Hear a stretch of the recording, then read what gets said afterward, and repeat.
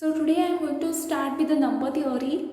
Okay, I will be doing chapter 1 and this is my lecture 1. Okay, and chapter 1, divisibility in the set of integers. In these we are going to see what is the definition. We will see first the definition of divisibility. Okay, so let me start. Chapter 1, divisibility in the set of integers. Let us see the definition of divisibility.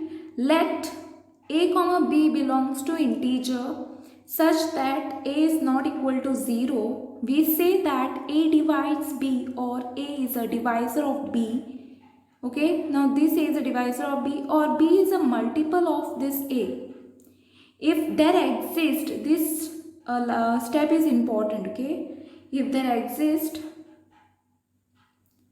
c belonging to integer such that b is equal to ac. If a divides b, then this is denoted by what? How we denote a divides b? A divides b. Okay, so this is how we denote it. You all can copy down. You all can copy down the definition of the divisibility. Next, I will be. Okay, next is this. If there does not exist any c belonging to integer, okay, such that b is equal to ac, then we say that a does not divide b. If there does not exist, then obviously we are going to say that a does not belong to b. A does not divide b, sorry. So, and how we denote it as a does not divide b, okay, like this. So you can take down this. Next is I will be doing some examples. Let me explain you all first. Now this is in the form of what? B is equal to AC from the definition of the divisibility. Okay. So what I'll do is, now here we know that when we can say A divides B, if there exists integer, right, C belonging to integer such that b is equal to ac, right? So here what is my b here? B, so here a divides b, right? Here a is 3 and b is 12. So I will say that a, this is 3 which divides 12, as 4 belongs to integer. This is my c, right? And it belongs to integer. 3 does not divide 4. So has there exists any x belonging to integer such that 4 is equal to 3x. Okay. So next is, so let me rub this. You all can copy down the example of it. Next I will have to prove that this is one of the theorem. You all can write down theorem 1 also. Let a belongs to integer and a is not equal to 0. Then what will happen? First is what? 1 divides a divides 0 and a divides a. This is what you all are going to prove. First I am going to prove the first one, okay, that is 1 divides a. So 1 divides a. This is what I am going to prove now, okay. Now let us see, since a is equal to what?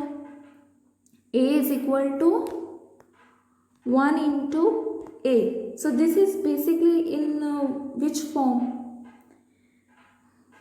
Now therefore I can say that 1 divides a. So basically we know that this is b is equal to a c, right? And this is what? My c, right? So you all have to, and a belongs to integer, right? This is what you all are going to write down. So a belongs to integer. So therefore I can say 1 divides a. Why I can say 1 divides? I can say it because like here the condition is what? A divides b. So here my a is what?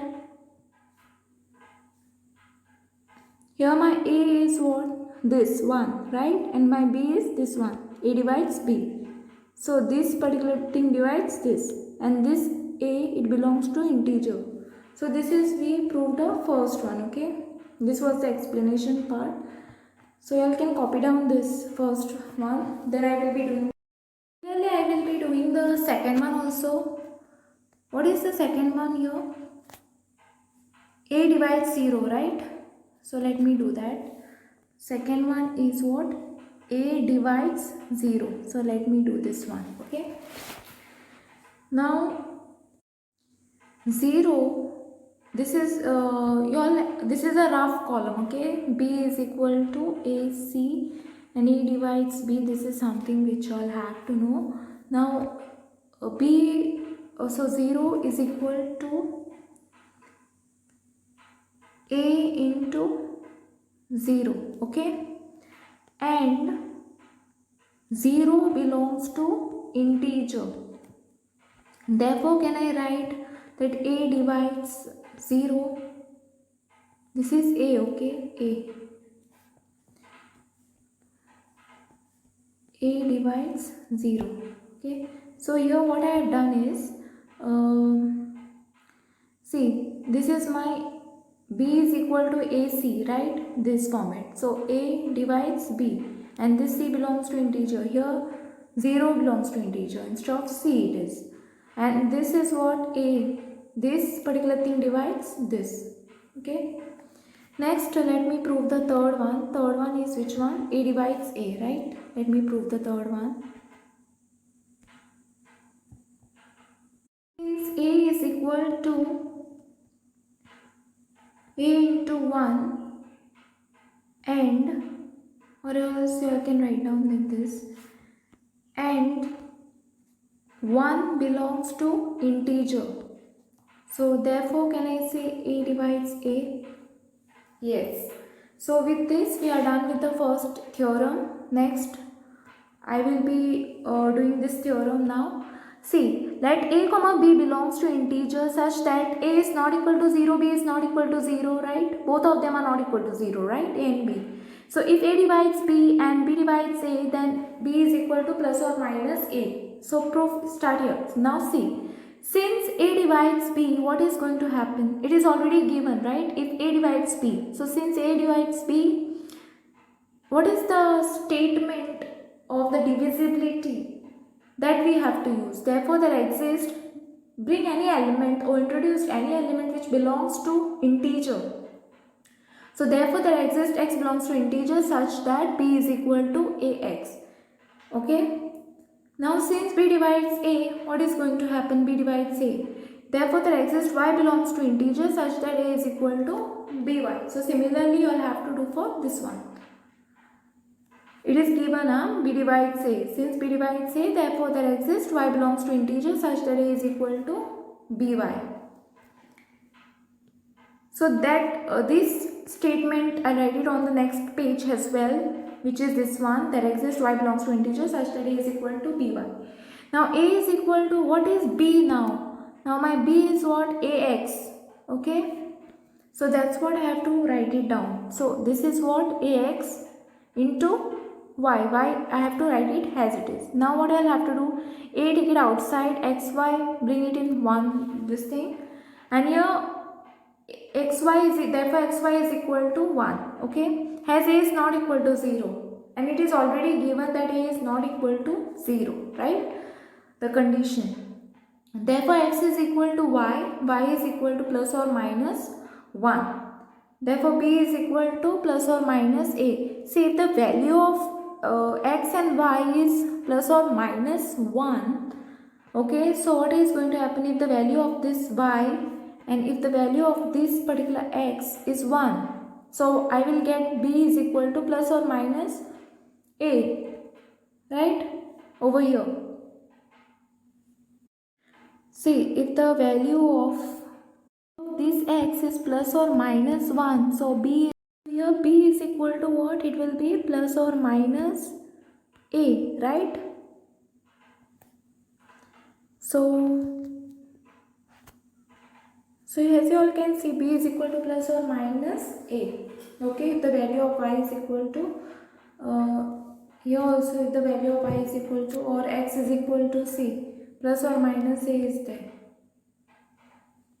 So this is how you all get this, okay. You all can go through it. Next theorem is what? Let Let a comma b belongs to integer such that a is not equal to 0, b is not equal to 0. If a divides b, then modulus of a is less than or equal to modulus of b. So in these you will have to prove modulus of a is less than or equal to modulus of b, taking this. So now since a divides b, what happens? Therefore the exists a belongs to integer. Use the definition of the divisibility such that b is equal to ac. If c is equal to 0, if I put this c as 0, what I am going to get? Obviously, if b is equal to, if the value of c is 0, then I am going to get b is equal to 0. Okay? Then b is equal to 0. If you put c is equal to 0, then b is equal to 0, which is a contradiction. Okay, therefore c is not equal to 0. Why it is a contradiction? Because it is mentioned that b is not equal to 0. But here you are saying b is equal to 0. So it is a contradiction, right? Therefore c is not equal to 0. So therefore modulus of c is greater than 0. Okay. Therefore modulus of c is greater than or equal to 1 as c belongs to integer such that c is not equal to, and c is not equal to 0, and c is not equal to 0. Okay, why it is not equal to 0? Because b cannot be equal to 0, right? Because it is already given that b is not equal to 0 in the statement, in the theorem. So next is, therefore since b is equal to ac, now we know that b is equal to ac. Since b is equal to ac, therefore I will be putting modulus on both the side. Okay, modulus for this side and modulus for this side also. Okay, now this is equal to, now I will be separating the modulus. Okay, modulus of a into modulus of c. Now this particular thing is greater than or equal to modulus of a. Why? Because here modulus of c is greater than or equal to 1. You will have to see this particular thing. Okay, modulus of c is greater than or equal to 1. If modulus of c is greater than or equal to 1, see, you all have to do it here. Modulus of a, this is into 1, right? Because it is, this particular c is greater than or equal to 1. Therefore, I can say this is greater than or equal to modulus of a. This is greater than or equal to 1. So that sign will come here. Therefore, modulus of b, this modulus of b is greater than or equal to modulus of a. That is, now you can write it in what? Now this is greater than or equal to modulus of a, right? That is, modulus of a is less than or equal to modulus of b. End up my lecture today only. In the next lecture I will be proving more theorems. Okay, and thanks for watching. I hope you all have understood.